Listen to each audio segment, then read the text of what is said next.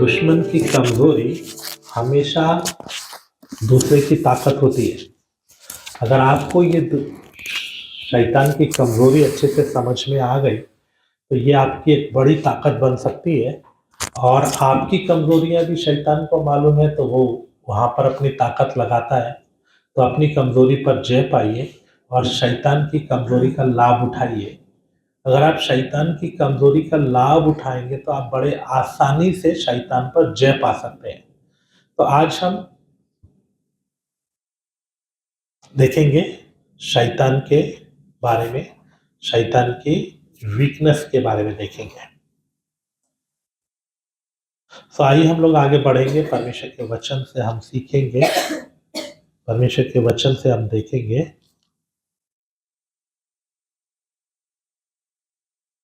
पढ़िएगा James chapter 1 verse 14 and 15। याकूब की पत्री 1 अध्याय उसका 14 और 15वां वचन। परंतु प्रत्येक व्यक्ति अपनी अभिलाषा से खिंचकर और फंसकर परीक्षा में पड़ता है। फिर अभिलाषा गर्भवती होकर पाप को जनती है और पाप जब बढ़ जाता है तो मृत्यु को उत्पन्न करता है।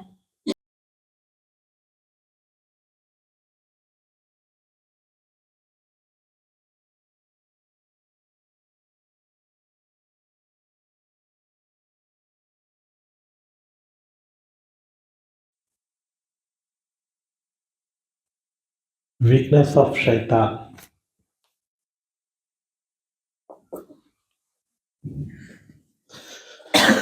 हमेशा कुछ लोगों को ये डर लगा रहता है कहीं शैतान मुझसे गलती ना करा दे, कहीं मुझसे पाप ना हो जाए, कहीं मुझसे पाप ना हो जाए।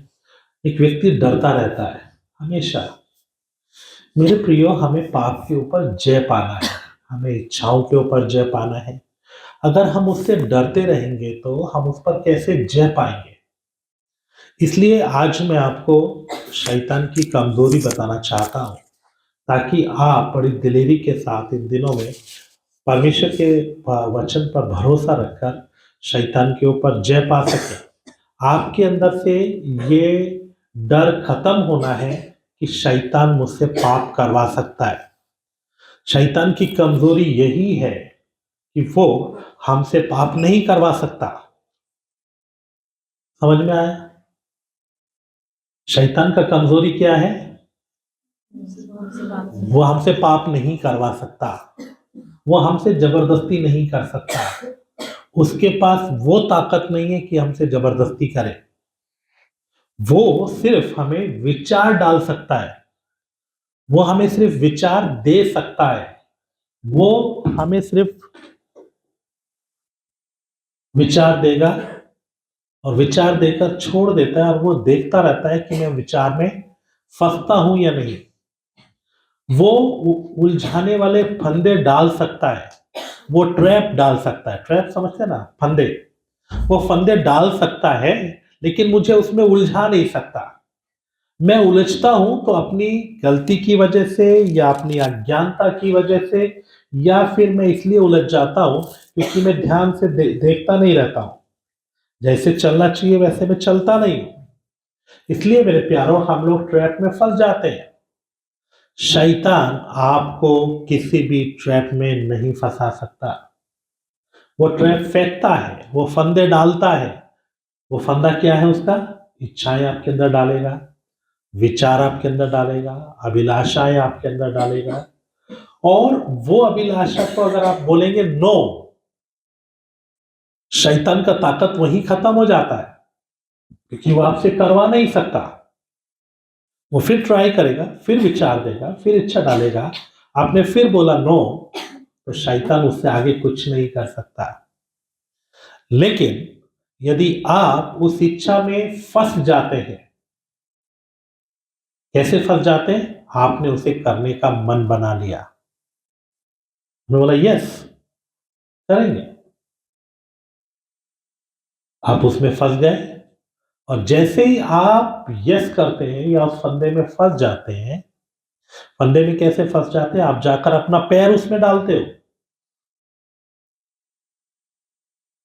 समझ में आया? शैतान सिर्फ क्या डालता है? फंदे डालता है, आप पैर जाकर डालते हो, आप फंदे के अंदर पैर ले जाकर अपना पैर डालते हो। ये बात को अच्छी तरह समझिएगा।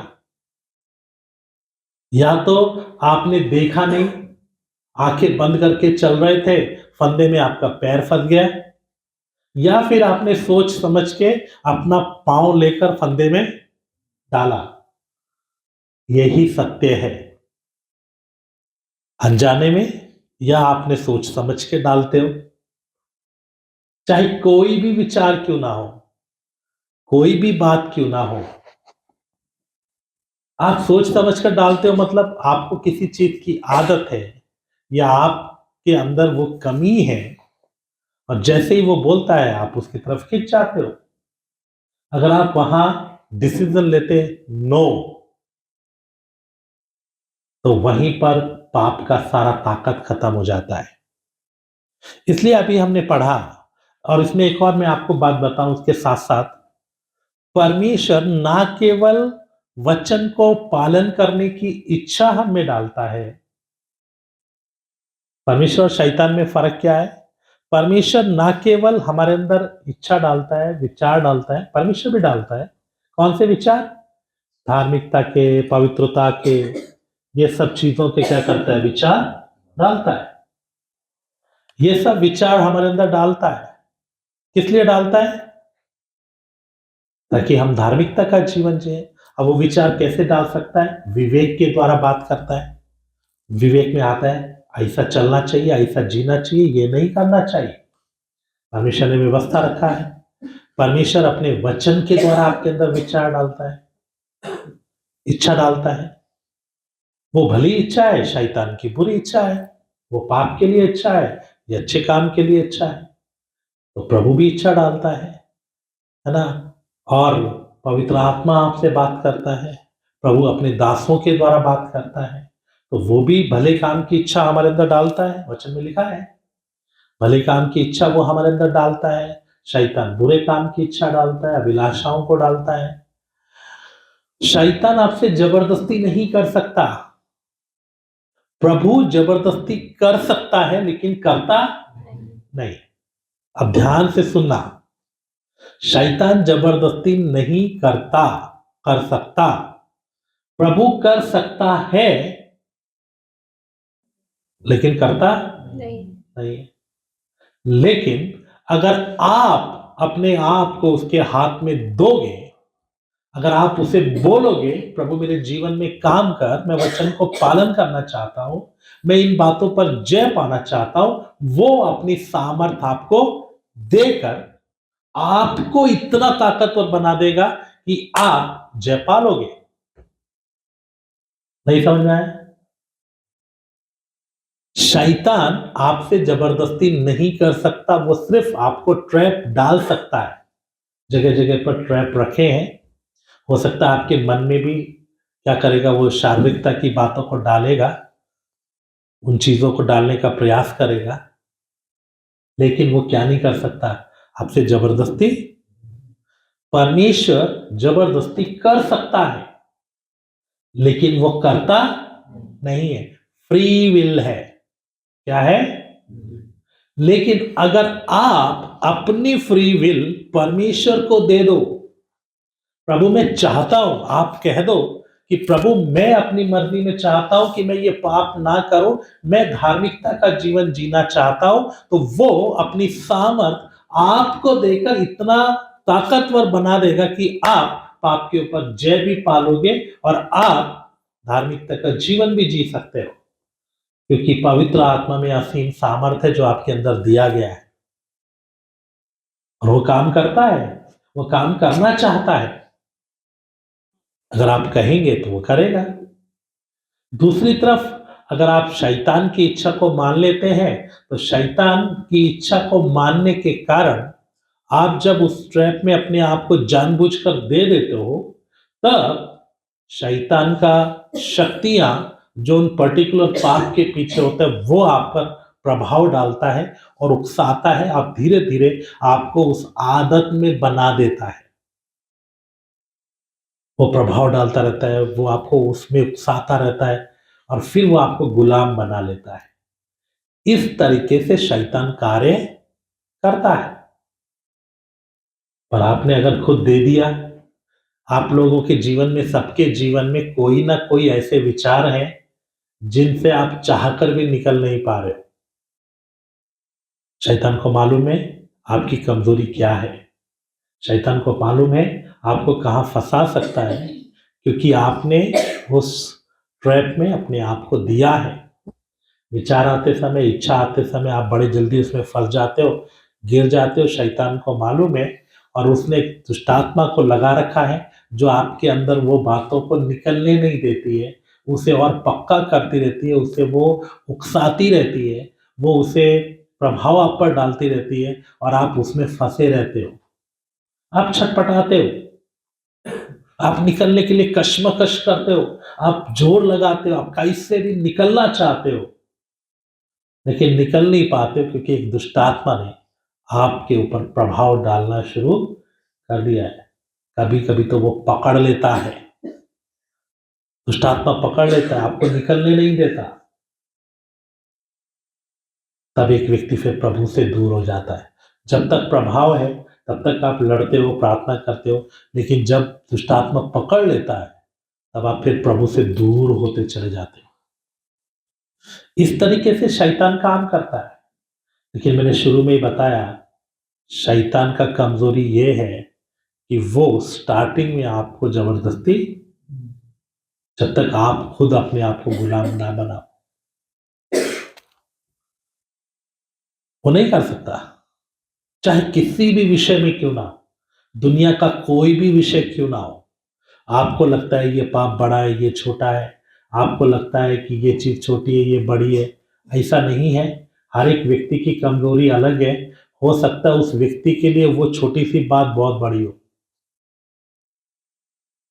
किसी को व्यभिचार बड़ा लगता है, किसी को गाली देना बड़ा लगता है, वो चाहकर भी छूट नहीं पाता, उसको आदत हो चुकी है। कोई झूठ बोलता है तो उसके मुंह से ऐसे झूठ निकलता है, उसमें फंस गया, नहीं छूट पा रहा है। तो हर कोई अलग अलग बातों में फंसा है, सब पाप बराबर है। मेरी दृष्टि में या परमेश्वर की दृष्टि में कोई भी पाप छोटा बड़ा नहीं होता, पाप पाप होता है। हम किस में फंसे हैं, हम छटपटा रहे हैं, आज हमारा हालत क्या है वो हमें देखना है। लेकिन अभी भी आप अगर छटपटा रहे हो, आप पड़े हुए हो, आप फंसे हुए हो, उस समय भी यदि आप फैसला करें मुझे ये नहीं चाहिए, मुझे छुटकारा चाहिए, हमारे पास एक उद्धार करता है, हमारे पास एक वकील है, हमारे पास एक बिचौई करने वाला है, हमारे पास एक छुटकारा देने वाला प्रभु यीशु मसीह है, जो आपको कितनी भी गहराई से निकाल कर उठाकर खड़ा कर सकता है। ना केवल आपको उठाकर खड़ा कर सकता है, बल्कि वो आपको धोकर शुद्ध कर कर नया बनाकर खड़ा करेगा। इसलिए मेरे प्यारों, हमें जय पाना आसान है, इसलिए हमें सिद्ध होना आसान है, मुश्किल नहीं है। हमारा मन होना चाहिए, हमारी इच्छा होनी चाहिए, हमें समर्पण होना चाहिए। जरूर हम छूट जाएंगे, जरूर हम सिद्ध हो जाएंगे और योग्य बन जाएंगे। तो मेरे प्रियो, दोबारा से पढ़िएगा जेम्स चैप्टर 1 वर्स 14 एंड 15। परंतु प्रत्येक व्यक्ति अपनी ही अभिलाषा से खिंचकर और फंसकर परीक्षा में पड़ता है। फिर अभिलाषा गर्भवती होकर पाप को जनती है, और पाप जब बढ़ जाता है तो मृत्यु को उत्पन्न करता है। तो मेरे प्यारों, यहां पर हम परमेश्वर के वचन में पढ़ते हैं कि प्रत्येक व्यक्ति अपनी ही अभिलाषा में पढ़कर और खींचकर परीक्षा में पड़ता है। परीक्षा शैतान लेकर आता है, लेकिन आप गिरते कब हो? अब चाहो तो स्टार्टिंग में ही उसके ऊपर जय पा सकते हो, लेकिन आप गिरते कब हो? जब आप अपनी अभिलाषा में फंस जाते हो। मैंने हमेशा मैं बोलता हूं, शैतान अभिलाषा नहीं डालता, अभिलाषा ऑलरेडी हमारे अंदर है। अभिलाषाएं, इच्छाएं, ये सब कहाँ है? हमारे अंदर है। शैतान खाली उनको उकसाता है। शैतान ऐसा विचार डालता है, शैतान ऐसा बातें डालता है, वो आपके सामने ऐसी परिस्थिति बनाएगा, या आपकी इंद्रियां, मान लीजिए आप आंखों से कुछ देख रहे हैं, आप आंखों से देखते समय में शारीरिकता प्राण के साथ जुड़ा है। हमारा प्राण का जो बुद्धि है वो शरीर की बुद्धि के साथ जुड़ा है।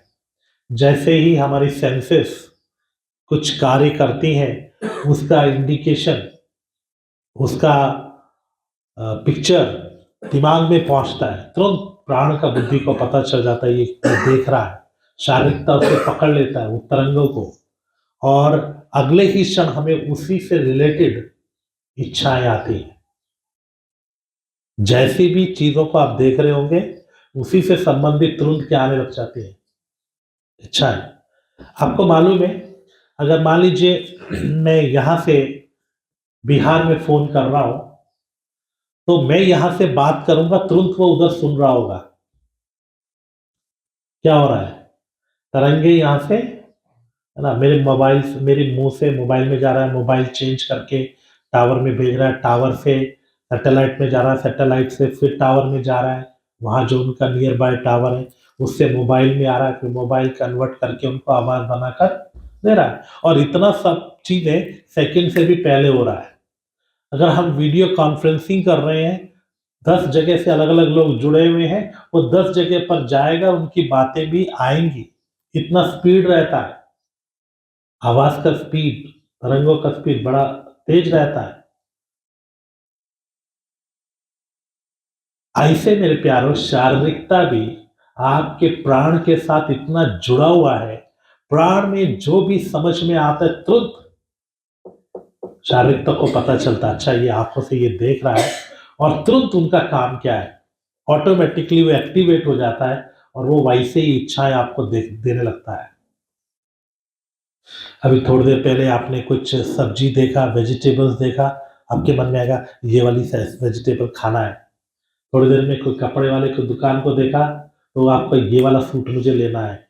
जैसे जैसे चीजें आप देखते जाएंगे, वैसा वैसा क्या आता जाएगा? इच्छाएं या विचार आएंगे और आपकी इच्छाओं को जगाने की कोशिश करेंगे।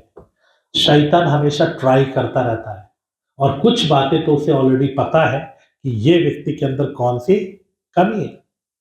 मान लीजिए एक भाई एक बहन को देख रहा है, या बहन भाई को देख रहा है, देखते ही इसके अंदर विचार आएगा कि ये मुझे मिले तो कितना अच्छा है।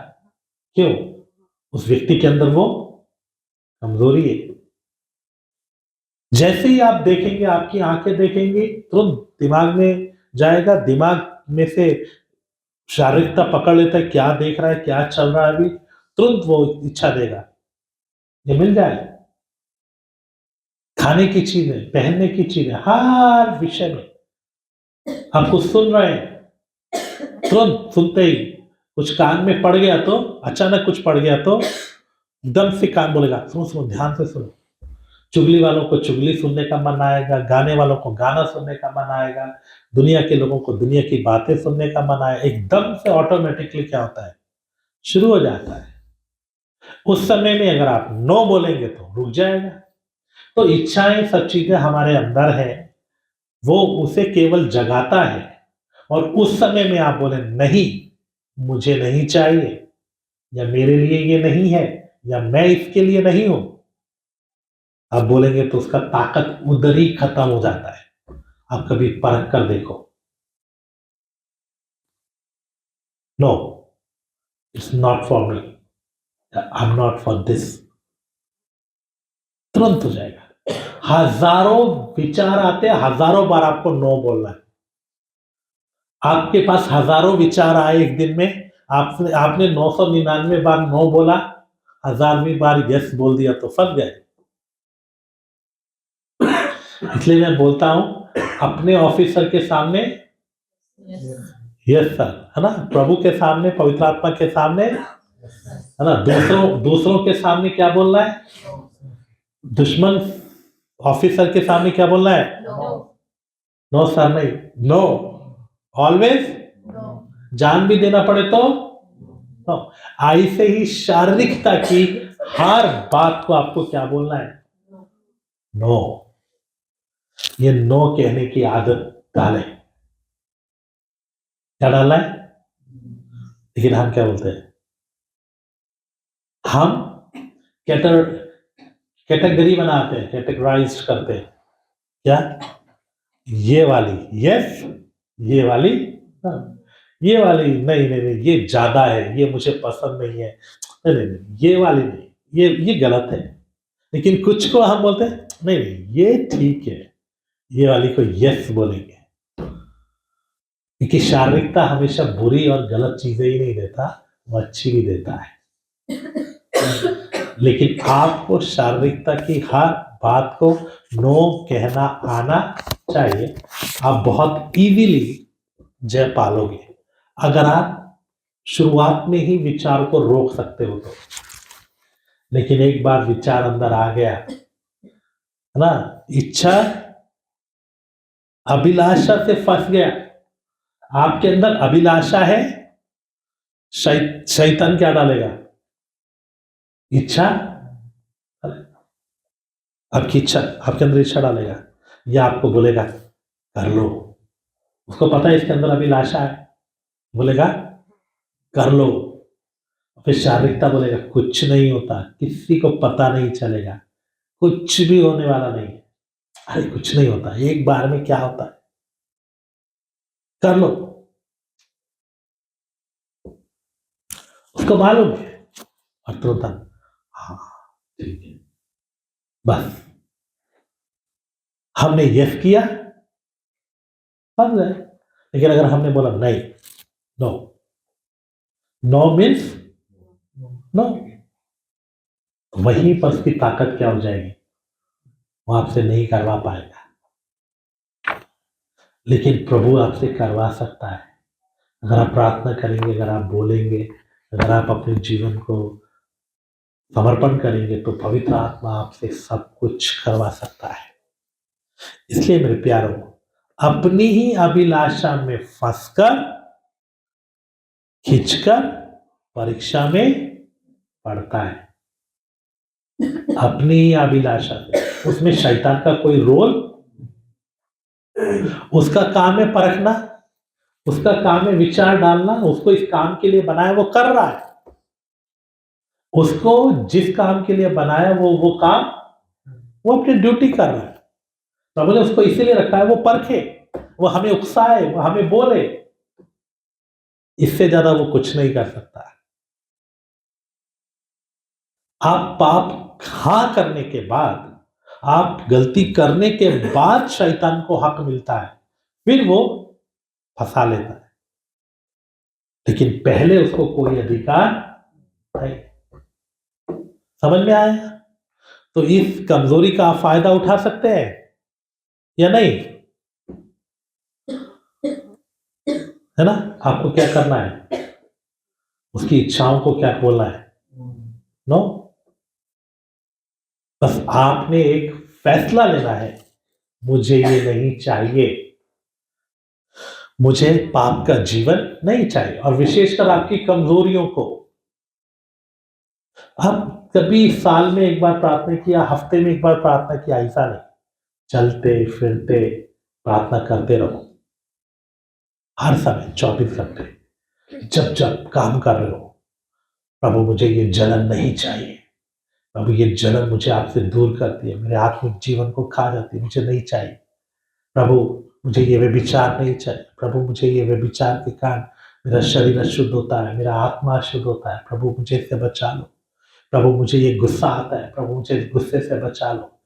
आपको कोई नफरत आता है, कोई और कुछ भी चीज जो आपको तंग करती है, आप सब बोलते रहे, प्रभु ये कड़वाहट बार बार प्रभु मुझे गिरा देती है, वो बार बार ये बात मुझे गिरा देती है, प्रभु मुझे ये नहीं चाहिए, प्रभु मुझे ये नहीं चाहिए, प्रभु मुझे ये अभिलाषा नहीं चाहिए, प्रभु मुझे छुड़ा दो, मुझे पर जयवंत करो।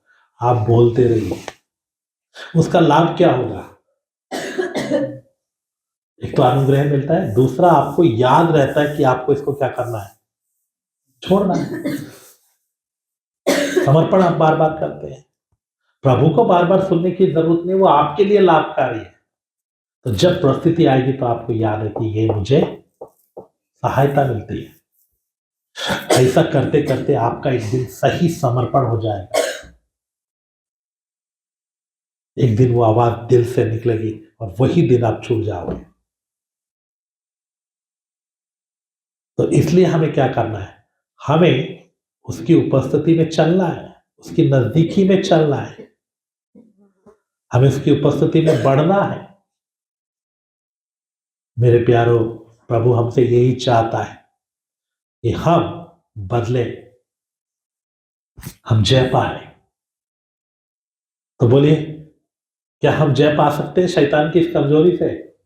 मतलब हम जो डरते रहते कहीं मुझसे पाप ना हो जाए, कहीं मुझसे पाप ना हो जाए, इसका मतलब मुझसे ऐसा पाप अपने आप, जब तक मैं अपना पैर जाकर फंदे में ढा दूं, मुझसे गलती नहीं होगी। या फिर मैं लापरवाह होकर चलूं और चलते चलते मेरा पांव अचानक गिर जाए, मैं आंखें बंद करके चल रहा हूं, तो होगा। दोनों ही अवस्था में मैं जाकर फंदे में फंस रहा हूं, वो आकर फंदा लाकर मेरे गले में नहीं डालता, मैं सर झुकाकर क्या करता हूं, रहता हूं कि अब मैं आजाद हूं, अब मैं यीशु मसीह में हूं। पहले ऐसा नहीं था, पहले हम उसके गुलाम थे, लेकिन अब हम उसके गुलाम नहीं है।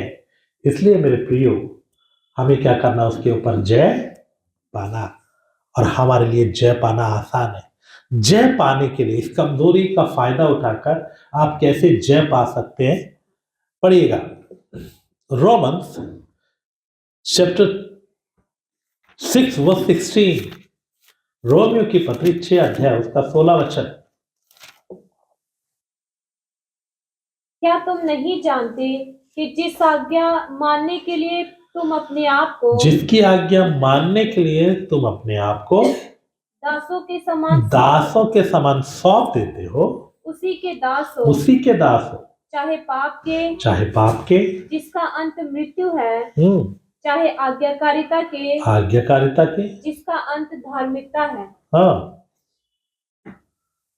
तो जिसकी आज्ञा मानने के लिए तुम अपने आप को दासों की नहीं सौंप देते हो, यहां भी मैं सौंपता हूं।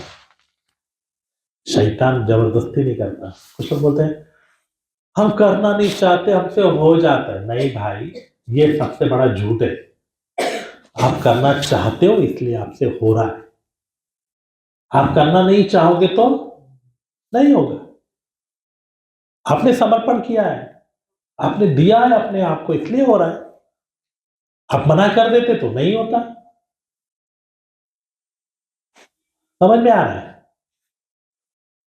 लेकिन कभी हम नो बोलते हैं, कभी हम यस बोलते हैं, और कभी कभी हम कुछ भी नहीं बोलते, है ना? जब नो नहीं होती तो उसका मतलब क्या होता है ना? अगर नो नहीं है इट मीन्स यस। हम बस अपने मुंह से बोलना नहीं चाहते, पर कहीं ना कहीं हमारे मन में क्या चल रहा है, लेट इट बी, चलो होने दीजिए। लेकिन हमें नो बोलने वाला बनना है। क्या बनना है? कितनी बातों में? हाँ, हर एक बातों में, शारीरिकता की हो, शैतान की हो, बुद्धि की हो, लोगों की हो, कुछ भी हो, हमने बोला नो। और नो मीन्स नो। आप जिसके लिए सौंप देते हो, आप उसी के दास हो। आप नहीं सौंपोगे तो कैसे होगा? कभी कभी कुछ लोग बोलते हैं पास्टर जी डर लगता है कहीं गलती ना हो जाए, पास्टर जी डर लगता है कहीं गलती। कैसे होगा भाई? शैतान जबरदस्ती नहीं कर सकता, शारीरिकता जबरदस्ती नहीं कर सकता, दुष्टात्माएं जबरदस्ती नहीं कर सकते, परमेश्वर करता नहीं है, तो कैसे हो जाएगा? आपने चुना है, आपने वो रास्ता लिया है, इसलिए वो हुआ है। इसलिए बहुत समय पहले मैंने कश्मीर में पाप का विषय पढ़ाया था, शायद बाद में जगाधरी में भी पढ़ाया और मैंने उसमें बताया, जो व्यक्ति जिम्मेवारी नहीं लेता है कि मैंने किया है, वो कभी छुटकारा नहीं पाता। जो आदम की तरह हवा की तरह शैतान पर दोष लगाता है, दूसरों पर दोष लगाता है, एक्सक्यूज ढूंढता है, बहाने ढूंढता है, वो व्यक्ति कभी भी छुटकारा नहीं पाएगा। आपको रिकॉग्नाइज करना है, आपको ये मानना है, आपको ये स्वीकार करना है कि मैंने गलती किया है, मैंने सोचकर समझकर गलती किया है, मुझे पता था, मैंने किया, मेरा डिसीजन था। ऐसा आप जब तक जिम्मेवारी नहीं लेंगे, आप कभी छुटकारा नहीं पाएंगे। मैं कर रहा हूं, किसी की वजह से नहीं, किसी के कारण से नहीं, मैं कर रहा हूं। प्रभु मुझसे गलती हुआ है, उसकी वजह से, इसकी वजह से, ऐसा है वैसा है, ये सब झूठ है भाई। सबसे पहली चीज मानना मेरी इच्छा है। कहता है अपनी ही इच्छा अभिलाषा में फंसकर गिरकर परीक्षा में पड़ता है, फिर पाप को जन्म देता है। तो मेरे प्यारों, हमें पहली बात, मेरी कमी है, मेरी गलती है। नंबर 2, अगर आप इसको मानेंगे तो शुद्ध हो जाएंगे जल्दी। और दूसरा, आप ये जानना है कि शैतान जबरदस्ती नहीं करता, मैं दे रहा हूं। अगर मैं फैसला कर रहा हूं कि नहीं करना, अगर मैं डिसीजन ले लूं कि नहीं करना और प्रभु से सामर्थ्य मांगूं कि मैं अपनी कमजोरी पर जय पा सकूं, मेरे अंदर जो इच्छा है उससे मैं छुटकारा पा सकूं, प्रभु आपको जयवंत करेगा, आप जय पा जाओगे। एक और वचन पढ़िए, तो जिसके आप सौंप देते हो आप उसी के दास हो, तो आपको फैसला करना आपने किसको सौंपना है।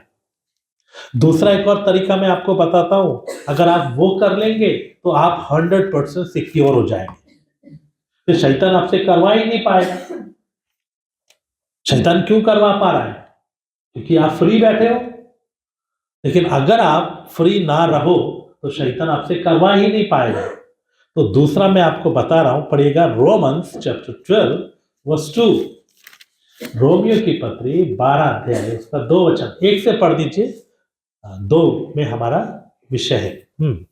इसलिए हे भाइयों, मैं तुमसे परमेश्वर की दया स्मरण दिलाकर विनती करता हूँ कि अपने शरीरों को जीवित और पवित्र और परमेश्वर को भावता हुआ बलिदान करके चढ़ाओ, यही तुम्हारी आत्मिक सेवा है।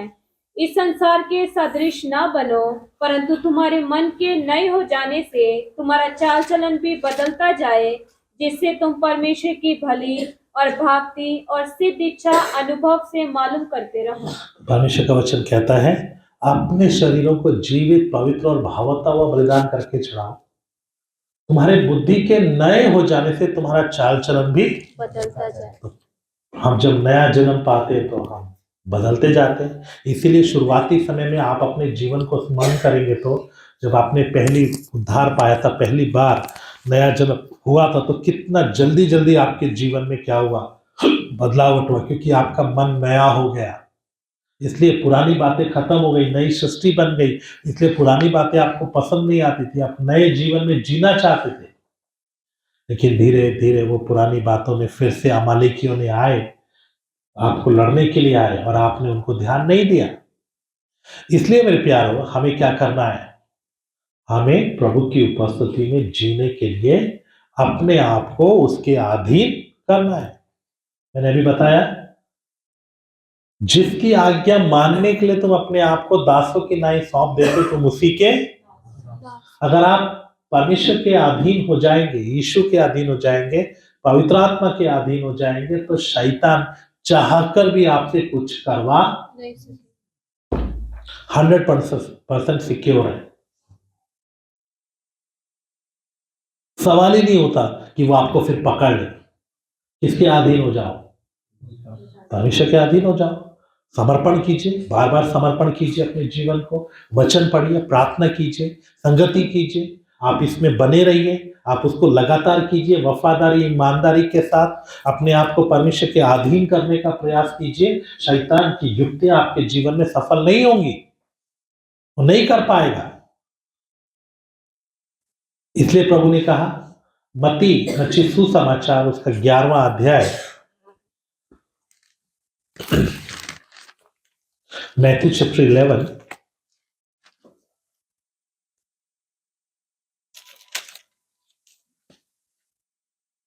28 एंड 29, 28 और 29वां वचन पढ़े। मैथ्यू 11 28 29, मत्ती 11 अध्याय 28 और 29वां वचन। हे सब परिश्रम करने वालों और बोझ से दबे हुए लोगों, मेरे पास आओ, मैं तुम्हें विश्राम दूंगा। मेरा जुआ अपने ऊपर उठा लो और मुझसे सीखो, क्योंकि मैं नम्र और मन में दीन हूँ, और तुम अपने मन में विश्राम पाओगे।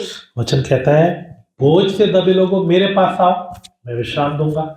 हम यीशु के पास आए, यीशु ने हमें माफ कर दिया, हमारे सारे बोझ को हटा दिया। लेकिन उसके बाद शैतान फिर जुआ रख सकता है, एक डर रहेगा कहीं शैतान फिर ना पकड़ ले। तो उसके लिए सबसे आसान तरीका है, यीशु का जुआ उठा लो। एक तो वो हल्का है, दूसरा एक जुआ आपके कांधे पर रखा है तो शैतान दूसरा जुआ कैसे रखेगा? आप फ्री नहीं है, आपने अपने आप को क्या कर दिया, अधीन कर दिया, तो शैतान कैसे जुआ रखेगा? वो रख ही नहीं सकता। इसलिए वचन के अधीन होकर चले। मेरे प्रियो, कब एक व्यक्ति पाप में गिरता है? जब वो वचन से विमुख हो जाता है, जब वो यीशु के अधीन नहीं रहता है, वचन को पालन करने का मन नहीं रहता है, समर्पण नहीं रहता है, तभी एक व्यक्ति गिरता है। इसलिए हमें क्या करना है? अपने आप को प्रभु के अधीन करना है। इफिसियंस चैप्टर 5 वर्स 10 पढ़ेगा। इफिसियंस की पत्री 5 अध्याय 10 वचन। और ये परखो के प्रभु को क्या भाता है। वर्स 17 वचन भी पढ़ी। इस कारण निर्बुद्धि ना हो, पर ध्यान से समझो कि प्रभु की इच्छा क्या है।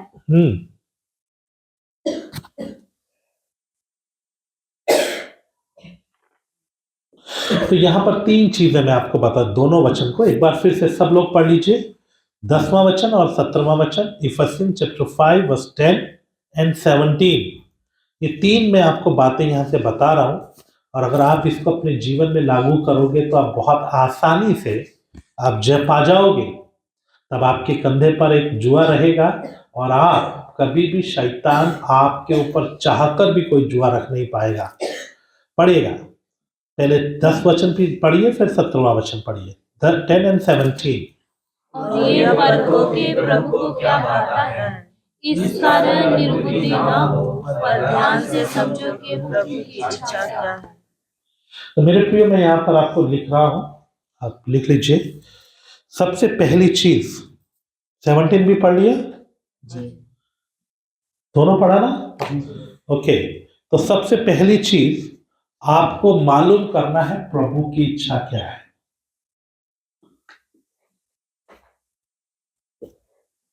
अगर आप जुआ उठाना चाहते हो तो आप 101% क्या हो जाओगे?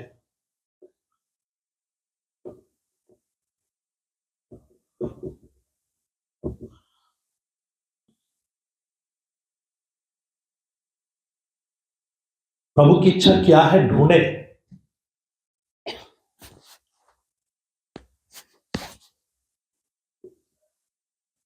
Seek the will of God.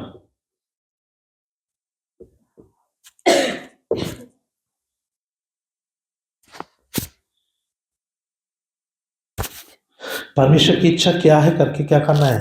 मालूम करना, ढूंढना है। ठीक है, इसी के साथ मिलता जुलता है दूसरा चीज क्या है? परखना है प्रभु को क्या भाता है।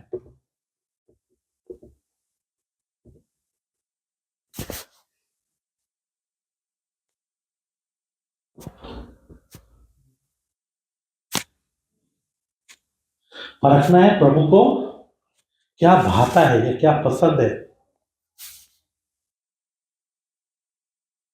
आपने क्या करना है, पहली चीज आपके अंदर हमेशा एक खोज रहना है, प्रभु क्या चाहता है। What is the will of God.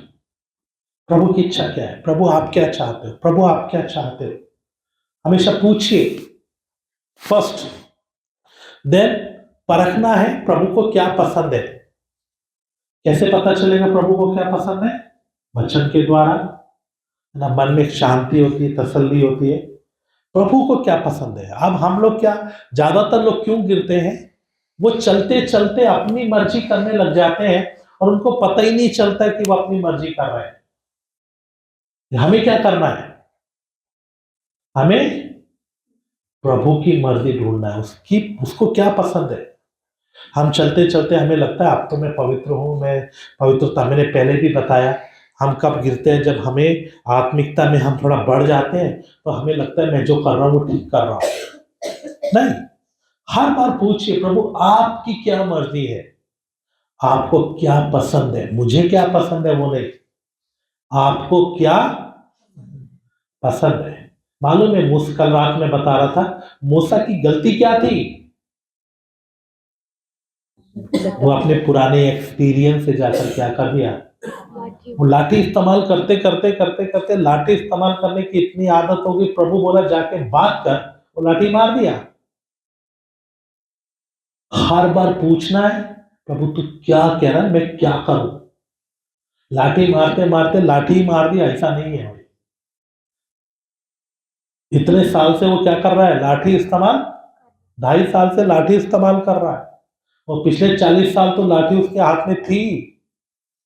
हर काम वो लाठी से करता है। अमालेकियों से लड़ रहे हैं, लाठी उठाकर खड़ा है। पानी को खून बना रहा है, लाठी से छू रहा है। लाल समुद्र पर लाठी बढ़ा रहा है, होरे पर्वत पर लाठी कर रहा है। हर जगह लाठी इस्तेमाल करता है। लाठी इस्तेमाल करते करते प्रभु ने एक दिन बोला भाई जा बात करना। बस पुराना एक्सपीरियंस, पुराना आदत, जाके क्या मारा, लाठी मारा, बस हो गया। हर बार पूछे प्रभु तुझे क्या पसंद है। चलते चलते हम अपनी मन पसंद करने लगते हैं। हमें क्या पसंद है हम वो करने लगते हैं। हमें जो अच्छा लगता है, शायद आपकी दृष्टि में वो सही हो। लाठी मार दिया तो गलती नहीं थी, उसका एक आत्मिक अर्थ है। लाठी चट्टान यीशु को दर्शाता है, और वो उसको एक ही बार मारने देगा, दोबारा मारने नहीं देगा। तो एक ही बार प्राण दिया, दोबारा देने की जरूरत, उसका एक वो आत्मिक अर्थ निकाल लेते हैं हम लोग। लेकिन अगर हम ऐसे देखें, नॉर्मली दृष्टि से देखें, तो मूसा ने लाठी मारा तो कोई बहुत बड़ा गलती नहीं हुआ। आत्मिक अर्थ को छोड़ दीजिए, संसारिक दृष्टि से देखें तो बहुत बड़ा, तो लाठी से तो कर रहा था, वो प्रभु की दी हुई थी। लेकिन आज प्रभु चाहता तू बात कर, और हम यही चूक जाते हैं। हम चलते चलते चलते बस रोज जो कर रहे हैं वैसा जग कर रहे हैं, वैसा ही नहीं। हर दिन पूछना है प्रभु तुझे क्या, प्रभु तेरी इच्छा क्या है, तुझे पसंद क्या है। और तीसरी बात,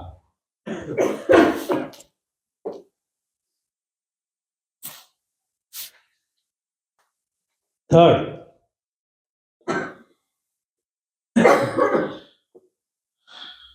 बिना बुड़बुड़ाए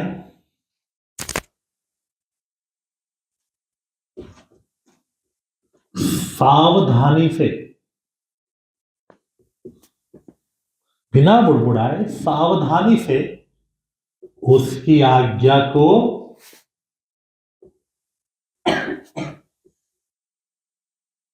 पूरा करना है।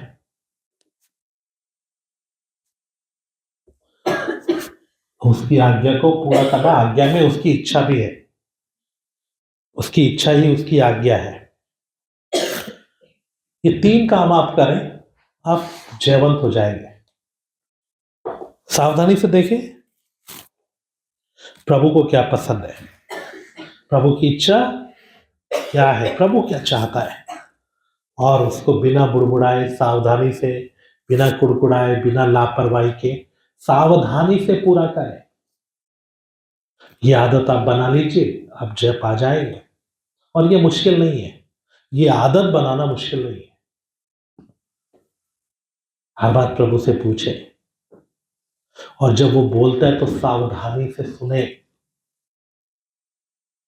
प्रभु को क्या पसंद है। देखिए, आप कितना भी अच्छा करें, प्रभु को पसंद नहीं आता। प्रभु को पसंद आता है उसकी इच्छा से आप करेंगे, उसको पसंद आता है। आप अपनी दृष्टि में बहुत बहुत कुछ करने वाले हो सकते हैं, अपनी दृष्टि से आप बहुत कुछ अच्छा करने वाले हो सकते हैं, लेकिन मेरे प्यारों, प्रभु को क्या पसंद है, प्रभु क्या चाहता है, तो आप क्या कर पाएंगे। जय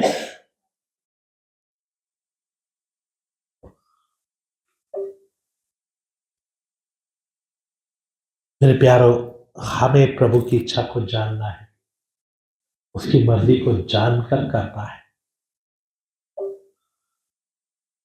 तभी हम क्या कर पाएंगे, उसकी मर्जी को पूरा कर पाएंगे। थोड़ा देर प्रार्थना करें। सिर्फ ये सीखना ही जरूरी, सिर्फ काफी नहीं है। सिर्फ सीख कर दिमाग में रखना काफी नहीं, इसको मनन करें, इसको सोचें, विचार करें, समर्पण करें, और मेरे प्यारों, प्रभु की आग को पाए। विषय अभी खत्म नहीं हुआ, हम ब्रेक के बाद इसको दोबारा से और आगे देखेंगे। आज हमने क्या सीखा। शैतान हमसे जबरदस्ती नहीं कर सकता। हम जब गलती करते हैं तो जिम्मेवारी हम लें कि हमने सोचकर, समझकर या लापरवाही से कुछ भी कर मैंने गलती किया है, मेरी गलती है, मेरी कमजोरी है। दूसरा बात, मैंने अपने आप को दासों की नाई सौंप दिया, इसलिए मैं दास बन गया।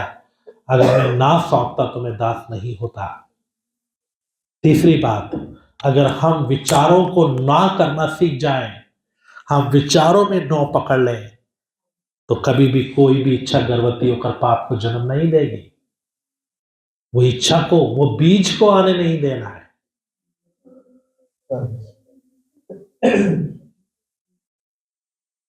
उसके लिए एक आसान तरीका है, हम अपने आप को प्रभु के अधीन कर दें, प्रभु के हाथों में अपने आप को सौंप दें, हमारे जीवन का कब्जा, हमारे जीवन का पूरा अधिकार प्रभु को दे दें।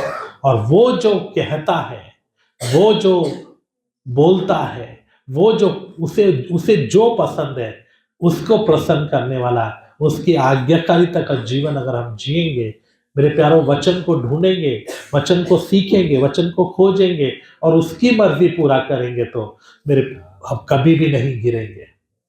हम क्यों गिर जाते हैं, हम आत्मिक जीवन में कमजोर क्यों हो जाते हैं। कभी कभी कुछ लोग बोलते हैं हम बहुत बिजी हो गए इसलिए समय नहीं दे पा रहे। नहीं मेरे प्यारों, आप कितने भी बिजी क्यों ना हो, आत्मा के अंदर से आत्मा नहीं निकलता। आप क्यों गिर गए, एक ही कारण है, या तो आपने मनुष्य की बातों को मानकर समझौता किया है, या फिर आपने शैतान की बातों को मानकर उसकी इच्छा को पूरा किया है। ये दो ही कारण है, तीसरा कोई कारण नहीं। आप कितने भी बिजी क्यों ना हो, प्रभु आपको छोड़ेगा नहीं। बल खत्म नहीं होता। ऐसा नहीं है कि आप बहुत प्रार्थना करेंगे तभी बल रहता है, नहीं। आप कितने भी बिजी क्यों ना हो, प्रभु की उपस्थिति बनी रहती है। हालेलुया। प्रभु की उपस्थिति बिजी होने से नहीं हटती। आपके जीवन में कोई समझौता आया, शायद प्रभु को जो पसंद था वो ना कर कर हमने अपनी पसंद, अपने लोगों की पसंद का कुछ किया, या प्रभु की आज्ञा को, प्रभु की मर्जी को ना समझकर हमने अपनी इच्छाओं को पूरा किया, और इसीलिए प्रभु की उपस्थिति दूर हो जाती है।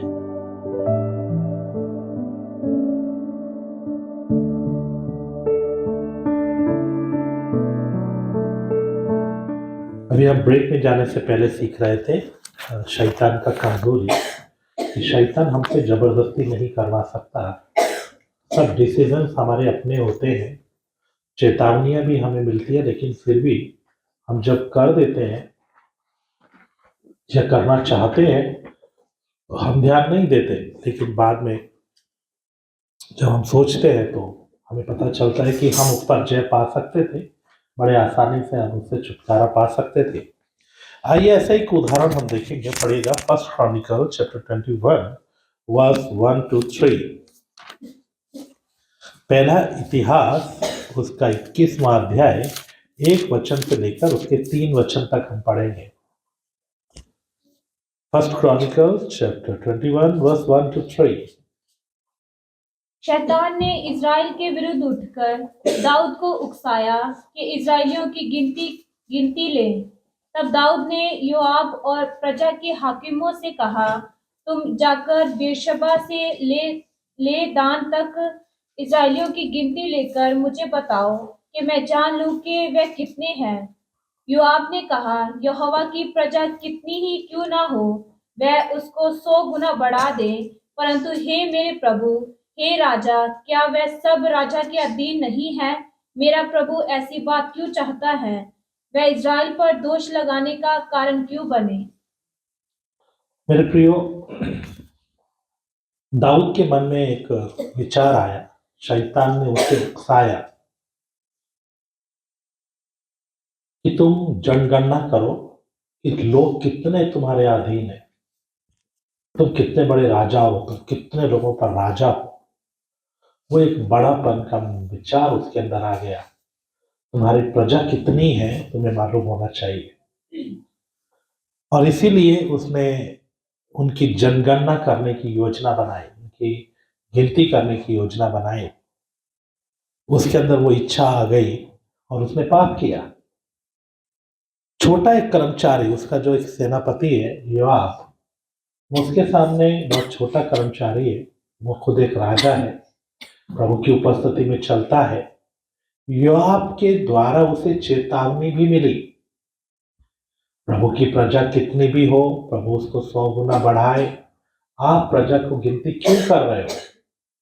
क्योंकि उसे मालूम था इसके पीछे का जो उद्देश्य है वो सही उद्देश्य ऐसा नहीं है कि उनकी गिनती पहले कभी नहीं हुआ, पहले भी उनका गिनती हुआ। परमेश्वर ने उनको बोला कादेश पढ़ने में जाने से पहले सीनै पहाड़ के पास कि तुम इनकी गिनती करो, गिनती किया गया।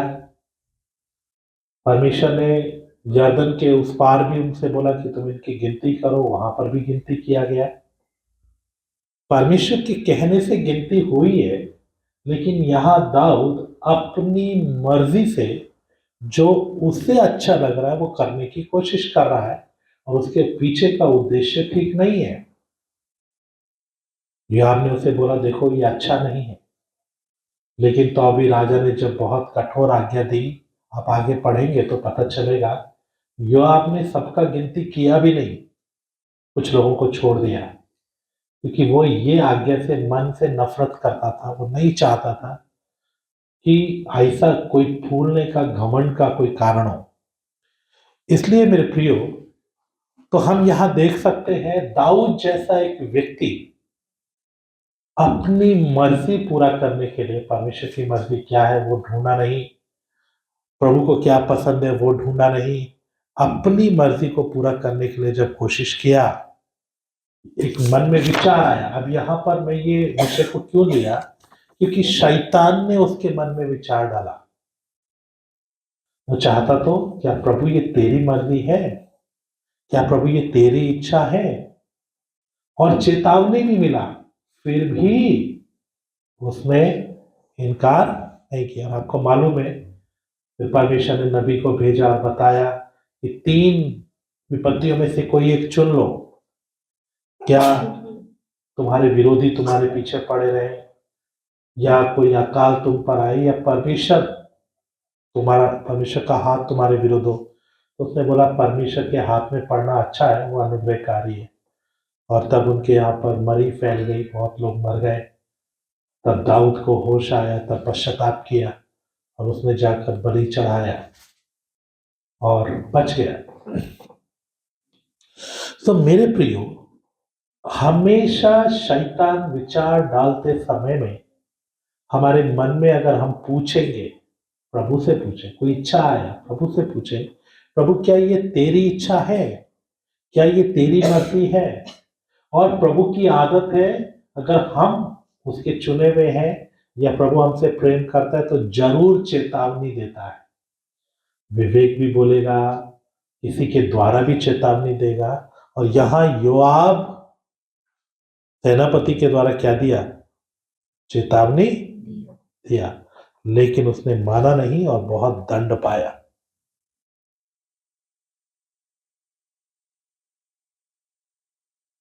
इस संसार में अगर हम देखेंगे तो आदम से लेके आज के दिन तक अगर किसी ने शैतान के विचारों पर जय पाया है, शैतान की इच्छाओं पर जय पाया है, तो वो प्रभु यीशु मसीह है। दुनिया में लोग बोलते हैं कि देवता आए, भगवान आए, गुरु आए, लेकिन उनको भी हम शैतान के अधीन होते हुए देखते हैं, उनके जीवन में भी गलतियां होते हुए देखते। इवन परमेश्वर के नबी लोग जो वचन में इतने अच्छे अच्छे नबी हुए, उनके जीवन में भी हम गलती होते हुए देखते हैं। लेकिन प्रभु यीशु मसीह जयवंत हुआ, वो हमारी तरह सब बातों में परखा गया तो भी वो निष्पाप निकला और यीशु जय पाया हुआ है। अगर ये यीशु हम में काम करे तो हमें भी जयवंत कर सकता है, हम में रहकर ये हमें जयवंत बना सकता है। इसलिए हमें इसकी अधीनता को स्वीकार करना चाहिए, हमें इसकी गुलामी को स्वीकार करना चाहिए। प्रभु, आज के बाद मैं तेरा गुलाम हूं, जो तू कहेगा वही मैं करूंगा। प्रभु, मैं तुझसे पूछ कर करूंगा, आप जो अगुवाई करेंगे, आप जिससे प्रसन्न होते हैं वो कीजिए। और प्रभु को बोलिए कि प्रभु आप मुझसे जबरदस्ती करें, आपका समर्पण सही होगा तो आत्मा आपको बांध कर चलाएगा, वो आपको बांध कर लेकर चलेगा। प्रभु से बोले, प्रभु आप जबरदस्ती करें, मुझे किसी भी पाप में पड़ना नहीं है। पढ़ेगा जेम्स चैप्टर 4 वर्स 7, याकूब की पत्री 4 अध्याय उसका 7 वचन।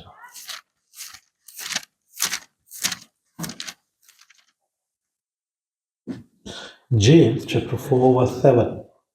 इसलिए परमेश्वर के अधीन हो जाओ और शैतान का सामना करो तो वह तुम्हारे पास से भाग निकलेगा।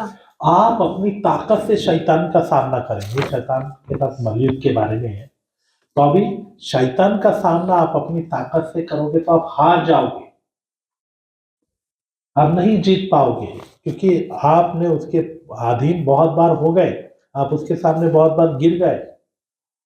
लेकिन अगर आप प्रभु के अधीन हो जाओ, अगर आप यीशु का जुआ उठा लो, अपने आप को प्रभु के सामने समर्पित करो, सिर्फ बुद्धि में नहीं आत्मा में सही हृदय के साथ समर्पण करें, तो आप और फिर आप शैतान का सामना करोगे तो आपके सामने से हम में शैतान से लड़ने की ताकत नहीं है, क्योंकि हम तो उसके द्वारा हराए हुए, उसके गुलाम बनकर चलने वाले लोग थे।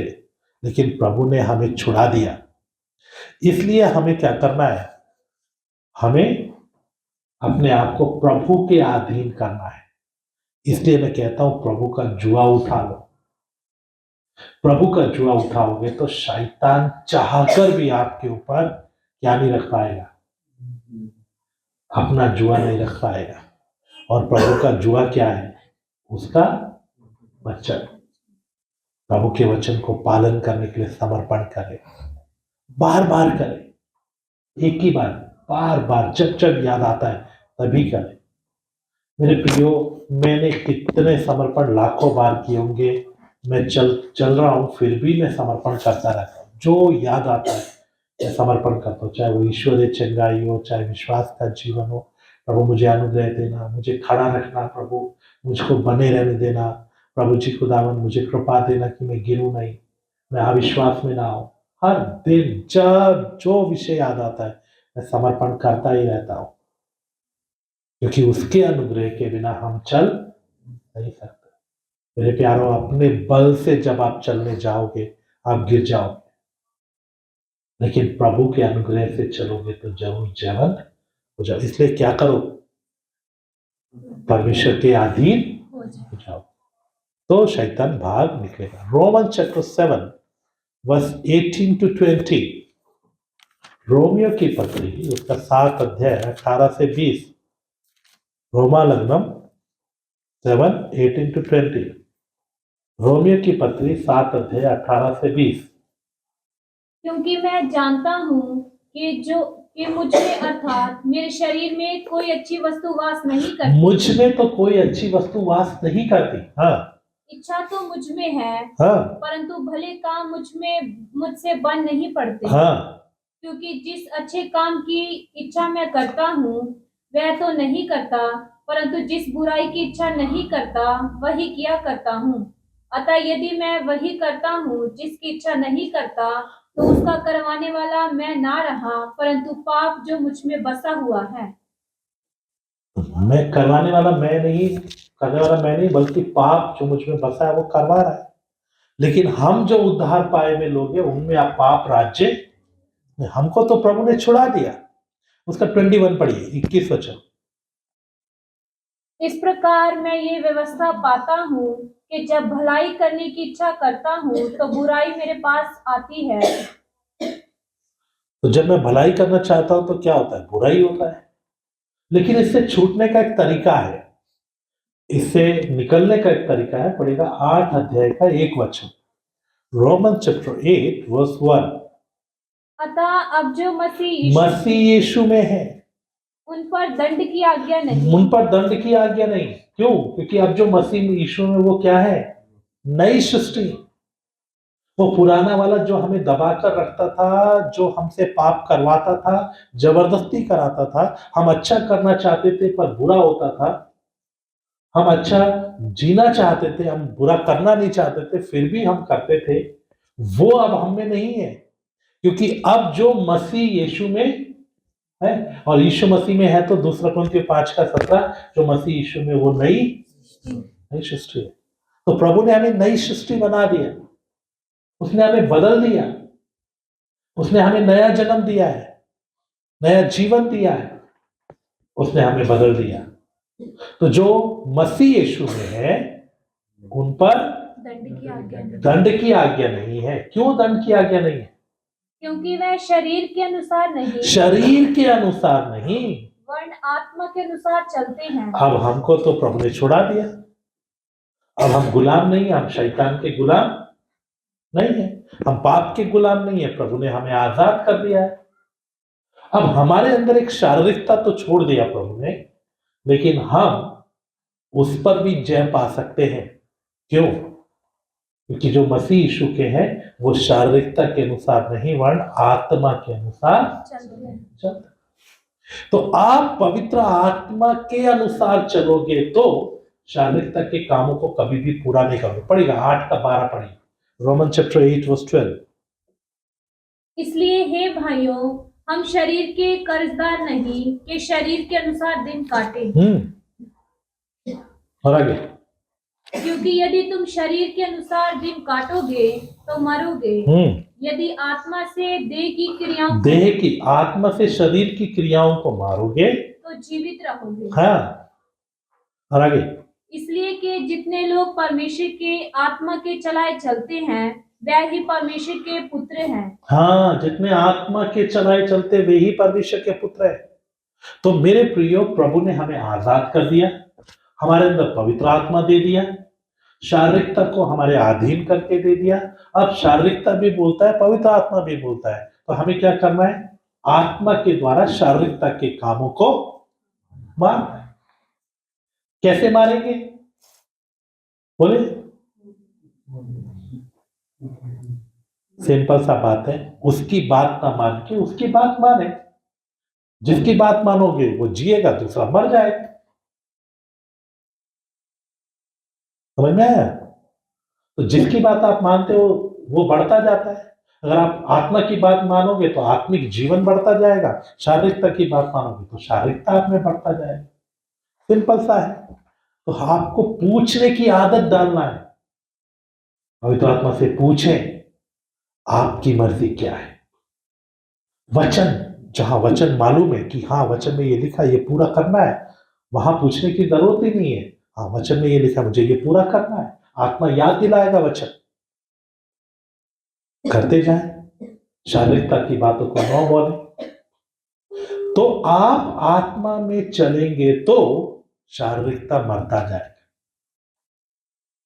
आप जयवंत हो जाएंगे। शारीरिकता आपसे जबरदस्ती नहीं कर सकता, वहां पर बड़ी अच्छी बात है। पवित्र आत्मा आप में रहकर आपको फोर्स करके चला सकता है, वो कायल करके चला सकता है, वो आपको बढ़ा सकता है। अगर आपने उसको सरेंडर किया है, वो आपको बदल सकता है, वो आपको बल दे सकता है। आप पवित्र आत्मा के अधीन हो जाएंगे, परमेश्वर के अधीन हो जाएंगे, शैतान भी आपसे डरेगा, वो भी भाग जाएगा। उसको पता है मेरा बस इसके ऊपर चलेगा नहीं। समझ में आ रहा है? तो आत्मा में मजबूत हो, शारीरिकता की बातों को नो बोले और आत्मा की बातों को पूछकर पालन करें। कुल मिलाकर आज्ञाकारिता में आएंगे तो आप शैतान पर आराम से जय पा सकते हैं। प्रभु की आज्ञाकारिता, वचन की आज्ञाकारिता, वचन के अनुसार का जीवन आप पालन करते जाओ। मेरे प्यारों, मसीह जीवन बहुत आसान है अगर आपके अंदर एक आदत आ गया, आज्ञा पालन करने का आदत। जो बोला जा रहा है मुझे पालन करना है, बिना सवाल, बिना किसी झुंझलाहट के, बिना किसी बात के। प्रभु जो बोलता है करते जाओ। सिंपल सा जीवन है। जब तक वो ना बोले कुछ मत करो। ऐसा आप करोगे तो आप क्या पाते जाओगे? जय पाते जाओगे। एक और वचन पढ़िए, फिर पढ़कर हम प्रार्थना करेंगे। Galatians chapter 5 verse 24।